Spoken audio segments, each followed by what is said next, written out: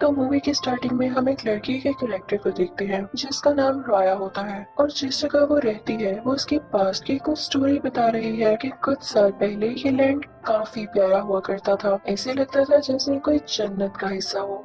यहाँ पर इंसान और ड्रैगन्स मिलकर रहा करते थे। सब हंसी खुशी रहते थे, एक दूसरे की मदद करते थे, खाना साथ खाते थे, इवन खेलते भी साथ थे। ड्रैगन्स के और इंसानों के बच्चे एक दूसरे के दोस्त हुआ करते थे। लेकिन एक दिन अचानक हमारे लैंड को किसी की नजर लग गई और यहाँ पे इविल स्पिरिट्स आ गई। उन इविल ने हमारे लैंड पर अटैक करना शुरू कर दिया और वो जिसको भी टच करते थे वो पत्थर का बन जाता था। वो हमारे लैंड के पीस से खुश नहीं थे, वो सब कुछ डिस्ट्रॉय करते गए, इवन ग्रीनरी भी, और सब लोगों को पत्थर बनाते गए। लेकिन जब ये सब कुछ हो रहा था तो एक छोटा सा ड्रैगन जिसका नाम सीसू था वो इनसे बच गया और उसके कुछ भाई भी थे। इनके अलावा बाकी सारे ड्रैगन्स और इंसान पत्थर बन चुके थे। तो इन सब ने मिलकर एक प्लान किया कि हमारे पास जितने भी पावर्स हैं हम उसे एक जेम में यानी एक पत्थर में जमा कर देंगे। उसमें हमारा प्यार है, पीस है और केयर है, और ये जरूर उन इविल स्पिरिट्स को मार डालेगी, खत्म कर देगी उनके मैजिक को। हम इसको यूज करके सब ड्रैगन्स को और सब इंसानों को पत्थर से हटाकर दोबारा से नॉर्मल कर देंगे। और फिर उन्होंने ऐसा ही किया और उन सब भाइयों ने मिलकर एक पत्थर में यानी एक जेम में अपनी सारी पावर्स, अपना सारा प्यार डाल दिया। और फिर उसके बाद जब वो उन इंसानों के पास लाए जो कि पत्थर के बने हुए थे तो सरप्राइजिंगली वो इंसान भी ठीक होने लगे। लेकिन यहाँ पर दुख की बात ये थी कि उस पत्थर का उन ड्रैगन्स पर कोई असर नहीं हो रहा था। वो ड्रैगन्स पत्थर के ही बने रहे और नॉर्मल कभी भी ना हो सके। लेकिन जिस जेम में इन्होंने वो सारी चीजें डालकर उसको तैयार किया था उसके पीछे बाकी लोग पड़ गए और उन्होंने कहा कि हो सकता है कि हम इस पर और काम करें और बाकी ड्रैगन्स को भी नॉर्मल किया जा सके। तो हमारे इस लैंड के 5 हिस्से हो गए जब लोगों में लड़ाइयाँ बढ़ गई। हमारा लैंड बहुत ही प्यारा हुआ करता था, इसमें नदियाँ थी, बाग थे, लोग मिलकर रहते थे। लेकिन सिर्फ उन एक इविल की वजह से हमारा लैंड 5 अलग हिस्सों में डिवाइड होकर रेगिस्तान बन गया, एक डेजर्ट बन गया। और ये स्टोरी राया काफी सैड होकर सुना रही होती है कि उसके बाद से हमारे लैंड में सीसो के अलावा कोई भी ड्रैगन नहीं बचा। अब राया भी इसी लैंड की एक छोटी बच्ची थी, उसके पास एक हेजहॉग जैसा छोटा सा क्यूट सा पेट था। राया को एडवेंचर्स करने का काफी शौक था और वो हर जगह अपने पेट को भी अपने साथ लेकर जाती थी। एक दिन वो उस जगह से गुजर रही होती है जहाँ पर काफी ज्यादा ट्रैप्स लगे हुए थे। वो उनको पार करके जिस जगह पर पहुँचती है वो जगह काफी ऊंची होती है और वहाँ पर कुछ और नहीं बल्कि वही जेम पड़ा हुआ था जो कि सीसू और उसके साथियों ने वहाँ पर रखा था और उसके पीछे काफी ज्यादा लोग थे। वहाँ पर वो देखती है कि कोई आदमी उसकी हिफाजत कर रहा होता है, उसको गार्ड कर रहा होता है, और वो कोई और नहीं बल्कि राया के फादर ही थे जो कि वहाँ के चीफ भी थे और सब लोग उनकी काफी इज्जत करते थे। यानी राया वहाँ के चीफ की बेटी हुई और वो भी सारे लोगों से बहुत प्यार किया करती थी। अब यहाँ पर राया के फादर उसे कहते हैं कि मेरी बेटी क्यों ना हम एक छोटी सी फाइट करते हैं जिस जगह पर ये जेम है यहाँ पर कोई नहीं आ सका, और अगर आज तुम इसके अंदर आ गई तो मैं मान जाऊंगा कि मेरी बेटी काफी स्ट्रॉन्ग है और इस जेम को हासिल कर सकती है, तो क्यों ना हो जाए शुरू। और फिर हम देखते हैं कि राया उसके अंदर जाने की कोशिश कर रही होती है और उसके फादर उसे रोक रहे होते हैं और वो दोनों बहुत ही प्यारी तरह से एक दूसरे से लड़ रहे होते हैं। राया को एडवेंचर्स करने का बचपन से ही शौक था, इसलिए वो यहाँ पे फाइट तो नहीं जीत पाती, लेकिन जिस सर्कल के अंदर वो जेम था वो सर्कल को टच कर लेती है जिसकी वजह से उसके फादर काफी खुश होते हैं कि मेरी बेटी हर चीज कर सकती है। और वो उसे कहते हैं कि देखा, मैं जानता था कि मेरी बेटी मेरे साथ ही इस जेम को गार्ड करेगी, मुझे फख्र है तुम पे। उसके बाद राया के फादर अपनी बेटी से कहने लगते हैं कि देखो बेटा, तुम जानती हो ना कि हमारा कुमांडरा लैंड कितना प्यारा था, लेकिन लोगों की लड़ाई की वजह से वो अलहदा हो गया और इस जेम के पीछे सब लोग हमसे दूर हो गए। तो हमें दोबारा से प्यार से उन सबको एक साथ करना है और अपना लैंड दोबारा से ठीक करना है। और इसके लिए तुम जानती हो मैंने आज क्या किया है? मैंने एक बहुत बड़ा डिनर रखा है जिसमें मैंने बाकी सारे लैंड के लोगों को भी बुलाया है और उम्मीद है कि सब लोग आपस में सलाह कर लें, तुम भी दुआ करना। अब हम देखते हैं कि डिनर स्टार्ट होता है और तरह तरह के खाने लगाए जाते हैं। वहाँ पर बाकी लैंड के भी लोग आते हैं। इसी तरह किसी दूसरे लैंड के चीफ की भी बेटी होती है जिसकी एज बिल्कुल राया जितनी ही होती है। उन दोनों की आपस में काफी अच्छी दोस्ती हो जाती है। वो दोनों मिलकर लैंड की बातें करने लगती हैं और फिर उसका मैप देखने लगती है। यहाँ पर हम पर ये रिवील होता है कि सीसू एक फीमेल होती है, यानी वो एक फीमेल ड्रैगन थी और वो काफी अरसे से किसी नदी के नीचे गहरी नींद सो रही थी। यानी जब सब ड्रैगन्स मारे गए तो उसने सोचा कि अब मेरा इंसानों में क्या काम है, और वो इनकी लड़ाइयों की वजह से इनसे दूर चली गई। तो ये दोनों प्लान करती हैं कि हम उसे ढूंढेंगे और उसे वापस लाएंगे क्योंकि वो बहुत अच्छी ड्रैगन थी। तो वो दूसरे चीफ की बेटी राया को एक पेंडेंट गिफ्ट करती है और उन दोनों में अब काफी अच्छी दोस्ती हो जाती है। राया दिल की बहुत अच्छी होती है तो वो समझती है कि वो लड़की काफी अच्छी है। वो अपने फादर के मना करने के बावजूद भी उसे बता देती है कि जेम कहाँ पर है और अब वो दोनों उस जगह पर जाते हैं। लेकिन यहाँ पर आते ही वो लड़की चेंज हो जाती है और वो बेचारी राया को धक्का दे देती है क्योंकि उसका मकसद सिर्फ और सिर्फ वो जेम हासिल करना था। वो पूरी लड़की राया से कहती है कि बस तुम लोगों ने इस जेम का बहुत ख्याल रख लिया, अब ये हमारे ट्राइब के पास आएगा, जाहिर है हमारा भी इस जेम से कोई ना कोई लिंक है। और ये कहते ही वो पूरी लड़की आसमान की तरफ कोई ग्लोई चीज फेंकती है, यानी वो अपने लोगों को सिग्नल देके यहाँ पर बुला रही थी कि जेम यहाँ पर ही है और ये इसका प्री प्लान था। देखते ही देखते उसके ट्राइब के सारे लोग वहाँ पर पहुँच जाते हैं और वो लोग वहाँ पर आकर जेम के लिए लड़ने लगते हैं। और जब वो एक दूसरे से जेम छीन रहे होते हैं तो वो जेम नीचे गिर जाता है और उसके 5 टुकड़े हो जाते हैं।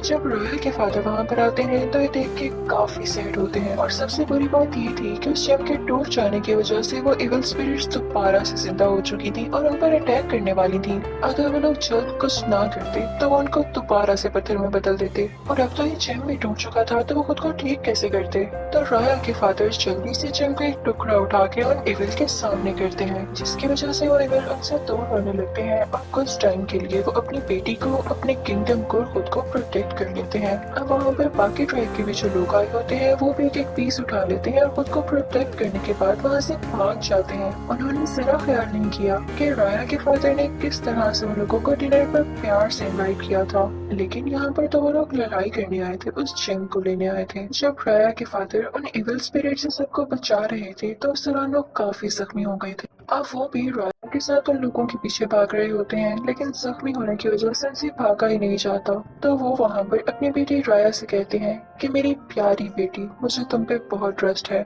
मैंने तो उस दिन ही ये जान लिया था कि मेरे बाद तुम इस जेम की हिफाजत करोगी। मैं यहाँ ही रुक रहा हूँ और आगे से तुम्हें इस जेम को और अपने किंगडम को प्रोटेक्ट करना होगा। और इसी के साथ वो अपनी बेटी को उसी जेम के साथ उस रिवर में धक्का दे देते हैं। और तभी वहाँ पर वो इविल स्पिरिट्स आती हैं जो राया के फादर को पत्थर का बना देती हैं। अब यहाँ पे सीन चेंज हो जाता है। तो ये थी सारी पास्ट की बातें जो कि राया खुद बता रही थी और अब राया बड़ी हो चुकी थी, 6 साल गुजर चुके थे और राया के फादर ने जो उससे कहा था उस पर काम कर रही थी, यानी जेम को प्रोटेक्ट भी कर रही थी और साथ साथ सीसो ड्रैगन को भी ढूंढ रही थी जो कि उसके मुताबिक किसी नदी के नीचे था। वो उसे इसलिए ढूंढ रही थी ताकि सबको दोबारा से ठीक किया जा सके और वो अपने फादर को भी पत्थर से दोबारा नॉर्मल इंसान बना सके। अब तो राया का पेट भी काफी बड़ा हो चुका था, उन दोनों का बॉन्ड काफी अच्छा था और वो हर जगह एक साथ जाया करते थे जैसे पहले जाया करते थे।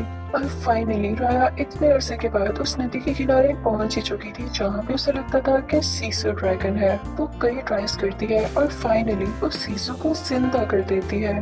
वो आती है और सीसू से प्यार से कहती है कि मैंने तुम्हें कहाँ कहाँ नहीं ढूंढा, अब तुम जिंदा हो ही चुकी हो तो मेरी सारी बातें सुनो, मैं काफी परेशान हूँ और तुम्हें मेरा साथ देना है। यहाँ पर हम देखते हैं कि सीसू बहुत ही ज्यादा क्यूट ड्रैगन होती है और जैसे ही वो जेम को देखती है तो वो खुशी से पागल हो जाती है और कहती है कि तो वही जेम है जो कि हमने बनाया। वो ग्लो करने लगती है ब्लू लाइट में। तो राया कहती है कि हाँ, मैं यही चाहती हूँ कि आप लोग इसको दोबारा से बनाए ताकि मैं अपने फादर को ठीक कर सकूँ। 6 साल हो चुके हैं वो पत्थर के बने हुए हैं। तो साथ ही सीसू इनोसेंट एक्ट करने लगती है और कहती है कि इसे तो मेरे भाइयों ने बनाया था और मैं काफी छोटी थी और मैंने तो उनके साथ मिलकर उन एविल से सिर्फ लड़ाई की थी। तो सीसू कहती है लेकिन एक हाल जरूर है, अगर मुझे इस जेम के सारे पार्ट्स मिल जाए तो मैं इसे जोड़ सकती हूँ और फिर उसके बाद से तुम्हारे फादर को और किंगडम को ठीक भी कर सकती हूँ। सीसू हमें दिल की बहुत साफ ड्रैगन लग रही होती है। वो कहती है कि जेम के हर पीस में कोई ना कोई पावर छुपी हुई है और एक मजे की बात बताऊं कि वो टच करते ही वो सारी पावर्स मुझ में आ जाएंगी। और वो कहते हैं कि हम मिलके उन जेम के पीसेस को ढूंढेंगे और उन्हें एक साथ मिला देंगे। अब वो तीनों यानी सीसो ड्रैगन, राया और उसका पेट उस जेम की तलाश में निकल पड़ते हैं, यानी उस जेम को ढूंढने के लिए। सबसे पहले वो जाते हैं कॉर्नर वाली ट्राइब में, जहाँ पर उन लोगों ने काफी ज्यादा ट्रैप्स लगाए हुए थे। अब राया क्योंकि एडवेंचरस थी और काफी ज्यादा स्ट्रॉन्ग थी, तो उन ट्रैप्स को पार कर लेती है और यहाँ पर बड़ी आसानी से वो जेम का पीस उठा लेती है। तो यहाँ पर हमें पता चलता है कि इस जेम से जो पावर सीसू को मिली थी वो ये था कि वो किसी भी फॉर्म में बदल सकती थी, जिसे पाकर वो खुद भी काफी ज्यादा खुश होती है। वो पर्पल बालों वाली एक क्यूट सी लड़की बन जाती है और उसके बाद वो काफी ज्यादा खुश थी। लेकिन इस बात की खबर जब दूसरी लाइन को होती है, तो वही बुरी लड़की जिसने बचपन में राया को धोखा दिया था वहाँ पर अपने कुछ आर्मी के साथ आ जाती है और उन पर अटैक करने लगती है। लेकिन राया और सीसू वहाँ से भाग जाती हैं। जब वो वहाँ से निकलते हैं तो उन्हें एक छोटा बच्चा दिखाई देता है जिसकी एक छोटी सी बोट थी। वो बहुत ही प्यार से इन दोनों से कहता है कि आप मेरी बोट में आ जाएं। लेकिन राया सीजन ड्रैगन से कहती है कि कभी भी किसी पर ट्रस्ट मत करना। लेकिन वो लोग देखते हैं कि बोट काफी आहिस्ता चल रही होती है, तो सीसू ड्रैगन जो कि स्विम कर सकती थी पानी में जाती है और दोबारा से ड्रैगन में बदलकर उस बोट को धक्का देने लगती है, जिससे वो बोट तेजी से चलने लगती है। वो छोटा बच्चा उन दोनों से कहता है कि उन एविल्स ने मेरी फैमिली को भी पत्थर का बना दिया और अब मैं इस दुनिया में बिल्कुल अकेला हूँ। उन तीनों में काफी अच्छी दोस्ती हो जाती है और वो अपना सफर एक साथ बातें करके गुजारते हैं। अब वो लोग पहुंच चुके थे तीसरे ट्राइब में, यानी लैंड के तीसरे हिस्से में। राया सीसू से कहती है कि तुम बोट में ही रहो, मैं वहाँ जाकर देखती हूँ। लेकिन यहाँ पर उसके सामने एक छोटी बच्ची आ जाती है जिसके पास 3 छोटे छोटे मंकीज थे। वो बंदर उसके जेम्स लेकर वहाँ से भाग जाते हैं, लेकिन राया उनका पीछा करती है और अपने जेम्स वापस हासिल कर लेती है। राया उन तीनों को पकड़ तो लेती है, साथ ही साथ उस छोटी बच्ची को भी, और फिर उनसे कहती है कि तुम लोग काफी चालाक लग रहे हो, काफी फुर्तीले भी हो, तो क्या मेरे साथ काम करना पसंद करोगे? इसके बदले में मैं तुम लोग को काफी फ्रूट्स दूंगी और पैसे भी दूंगी। तो वो छोटी बच्ची बताती है कि मेरे पेरेंट्स को भी उन एविल ने पत्थर का बना दिया, मेरे पास और तो कुछ है ही नहीं करने को, तो मैं आपका साथ दूंगी। फिर वो लोग एक टीम बन जाते हैं। उतनी ही देर में हम देखते हैं कि सीसू ड्रैगन वहां पर पहुंच जाती है और लोगों से चीजें लेने लगती है, क्योंकि उसने ये सारी चीजें देखी ही नहीं थी कभी पहले। लोग उसे पकड़ने लगते हैं, लेकिन तभी एक बूढ़ी औरत वहां पर आती है और सीसू के मुंह से ये निकल जाता है कि हम यहाँ पर जेम लेने आए हैं। तो वो बूढ़ी औरत उसे अपनी बातों में लगाकर अपने साथ ले आती है। यहाँ पर हम देखते हैं कि जेम का एक पीस इस बूढ़ी औरत के पास भी होता है। वो सीसू से कहती है कि मुझे जेम लौटा दो, वरना मैं उन एविल स्पिरिट्स को यहाँ पर बुला लूंगी और वो तुम्हारी जान ले लेंगे। लेकिन उसी वक्त वहाँ पर राया आ जाती है। वो सीसू को बचाती है और उस बूढ़ी औरत से वो जेम ले लेती है। फिर हम देखते हैं कि वो लोग किसी और ट्राइब में जाते हैं पत्थर का चौथा हिस्सा लेने के लिए। लेकिन वहां पर जाते ही उन्हें एक आदमी पकड़ लेता है जो कि वहां का सबसे अच्छा वॉरियर था। और तभी वहां पर वो बुरी लड़की भी पहुंच जाती है जिसने राया को बचपन में पेंडेंट दिया था और जो धोखेबाज थी। वो उन पर अपने सोल्जर्स के साथ फिर से अटैक करने लगती है, लेकिन अब की बार राया भी उससे बराबर लड़ रही होती है। लेकिन जब सीसू ये देखती है तो वो फौरन से ड्रैगन में बदल जाती है और अपने मुंह से स्मोक निकालने लगती है, जिसकी वजह से राया की जान बच जाती है। लेकिन अब सबको पता चल चुका था कि सीसू एक ड्रैगन है। जब वॉरियर ये देखता है कि ये तो वही अच्छा ड्रैगन है जिसने कभी आज तक किसी का कुछ नहीं बिगाड़ा, तब तो वो उससे इम्प्रेस होके उसे वो चौथा पीस भी दे देता है जेम का और उसे कहता है कि मुझे तुम पे ट्रस्ट है कि तुम सब कुछ ठीक कर दोगी। और अब वो लोग वहाँ से निकल जाते हैं। सीसू के पास ये पावर भी आ चुकी थी कि वो बारिश कर सकती थी। और अब जो आखिरी ट्राइब बच गया था जहाँ से उन्होंने जेम का आखिरी टुकड़ा लेना था, वो किसी और का नहीं बल्कि उसी बदतमीज लड़की का था जिसने राया को धोखा दिया था। तो सीसू उसे आइडिया देती है कि देखो, ऐसे क्या पता हमें वो जेम का टुकड़ा ना मिल पाए, क्योंकि वो लड़की काफी तेज है, तो क्यों ना हम उसे सुलह कर लें, उससे मिलकर वो जेम का टुकड़ा ले लें, क्योंकि बाकी 4 टुकड़े तो हमारे पास ही हैं। हम उसे कहेंगे कि ये हमें लौटा दो और हम इसे मिलाकर अपने किंगडम को अच्छा बना लेंगे। लेकिन राया सीसू से कहती है हरगिज़ नहीं। सीसू राया से कहती है कि मैं तुम्हें कैसे समझाऊं कि दुनिया में अच्छे लोग भी होते हैं, तुम्हें ट्रस्ट करना होगा और क्या पता तुम्हारे ट्रस्ट करने की वजह से सब ठीक हो सके। तुम तो एक अच्छे इंसान की बेटी हो ना। फिर सिसु उसे अपने साथ उस जगह पर ले जाती है जहाँ पर सारे ड्रैगन्स पत्थर बन चुके थे। वो उसे अपने भाई भी दिखाती है और कहती है कि देखो, ये तीनों मेरे भाई थे लेकिन पत्थर बनने से पहले इन लोगों ने मुझ पर ट्रस्ट किया और मुझे ये जेम दिया, और इसी के बाद ही तो मैं इस काबिल हुई कि मैंने उन एविल स्पिरिट्स को हरा दिया। और देखो, तुम्हारे फादर ने भी तो तुम पर ट्रस्ट करके तुम्हें ये जेम दिया था ना। सीसू की बातों का राया पे काफी असर होता है और वो मान जाती है उस लड़की से दोस्ती करने के लिए। फिर वो उस छोटी बच्ची को और उसके मंकीज को एक लेटर देती है और साथ वही पेंडेंट देती है जो उस लड़की ने उसे बचपन में दिया था। उस लेटर में सुलह की बात लिखी होती है, यानी कि दोस्ती कर लेते हैं हम। और जब वो लड़की ये लेटर पढ़ती है तो वो उसे उस जेम के साथ मिलने आती है, लेकिन वो ये डिसाइड ही नहीं कर पा रही होती कि क्या ये जेम का टुकड़ा मैं इसे दे दूं या नहीं। लेकिन वो लड़की वो जेम का टुकड़ा नीचे पड़े पत्थर पर रखती है और अपनी एरो गन उठाती है। उसे लग रहा होता है कि उनकी कोई साजिश हो सकती है और ये सीसू ड्रैगन उस पर अटैक कर सकता है, लेकिन सीसू उसके पास आता है उसे काम डाउन करने के लिए। लेकिन यहाँ पर उस लड़की से एक गलती हो जाती है। वो अपनी एरो गन से एक एरो उस सीसू ड्रैगन पर शूट कर देती है, जिसकी वजह से सीसू नीचे नदी में गिर जाती है। जब वो लड़की नोटिस करती है तो काफी ज्यादा डर जाती है, क्योंकि वो इवल स्पिरिट्स अब वापस आने लगी थी। सीसू पानी का ड्रैगन था और उसी की वजह से इस लैंड में पानी बाकी बचा था, वरना हर तरफ डेजर्ट बन चुका था। पानी खत्म होने लगता है और इस लैंड की बाउंड्री से वो इवल स्पिरिट्स आने लगती हैं। वो लड़की वहां से भाग जाती है और अब राया भी काफी ज्यादा वरिड होती है। जब राया को ये फील होता है कि सीसू अब मर चुकी है और उसके पास और कोई नहीं रहा, तो वो गुस्से में उस लड़की से लड़ाई करने चाहती है। उन दोनों में काफी फाइटिंग होती है, दोनों एक दूसरे के साथ स्वॉर्ड से लड़ रहे होते हैं। दूसरी तरफ हम देखते हैं कि राया का पेट, वो छोटा बच्चा और वो वॉरियर जेम का एक एक पीस लिए हुए सबको प्रोटेक्ट कर रहे होते हैं। अंदर कैसल में राया की और उस लड़की की काफी लड़ाई हो रही होती है और राया उस लड़की को मारने वाली होती है कि उसकी नजर बाहर पड़ती है। वो देखती है कि पूरा शहर तबाह हो रहा है, हर तरफ एफल स्पिरिट्स ने अटैक कर दिया है। राया फौरन से बाहर जाती है अपने लोगों को पत्थर से बचाने के लिए, और अंदर हम देखते हैं कि उस लड़की की मदर को भी वो इवल स्पिरिट्स पत्थर का बना देती हैं। तो तब उसे एहसास होता है कि हम किंगडम एक ही थे, हमारा अगर कोई दुश्मन था तो वो एक ही, ये इवल स्पिरिट्स। उसे काफी दुख होता है कि काश मैं अगर पहले समझ जाती तो मेरी मदर भी पत्थर की ना बनती। जब उस पे खुद ये बीतती है तो वो खुद भी राया का साथ देने लगती है और फिर बाहर जाकर उसी जेम के पीछे लोगों को प्रोटेक्ट करने लगती है। यहाँ पर राया को अचानक से याद आता है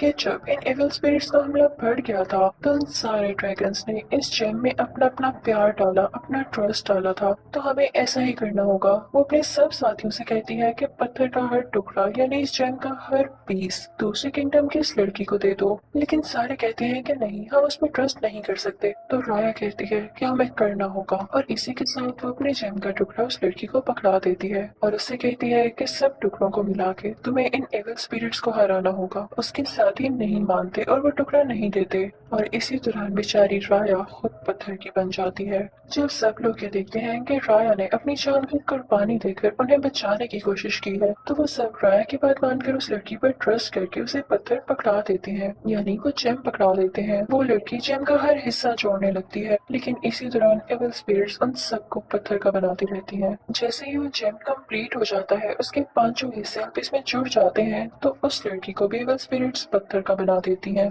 और फिर उसके जुड़ते ही कुछ ही देर बाद वो जेम चमकने लगता है। वो जेम काफी ज्यादा ब्राइट हो जाता है और उसमें से कोई एनर्जी निकलती है, और वो एनर्जी उन सब एविल स्पिरिट्स को मार देती है, और तभी वहाँ पर बारिश होने लगती है। इसकी पॉजिटिव एनर्जी की वजह से सारे पत्थर के लोग ठीक होने लगते हैं। और मजे की बात ये थी कि इसकी वजह से ड्रैगन्स भी जिंदा हो गए थे। बारिश होने की वजह से और ड्रैगन्स के वापस आने की वजह से नदियां भी भरने लगती हैं, रिवर में भी पानी आ जाता है और सब ड्रैगन्स यहाँ डांस करने लगते हैं। फिर हम देखते हैं कि सारे ड्रैगन्स और इंसान आपस में मिलते हैं, और जिन जिन की फैमिलीज पत्थर की बन चुकी थी वो लोग भी अपनी फैमिली से एक हग करते हैं। सारे काफी खुश हो जाते हैं, और फिर राया भी अपने फादर से मिलने जाती है। राया के फादर उसे इतना बड़ा देख के काफी खुश हो जाते हैं और उन्हें अपनी बेटी पर प्राउड होता है। और तभी वहाँ पर सीजो भी आ जाती है, जो कि उनसे कहती है कि चीफ, मेरे पास आपके लिए एक तोहफा है। उसके पीछे से बाकी ट्राइब के लोग भी वहाँ पर आ रहे होते हैं, जिन्हें चीफ और राया ने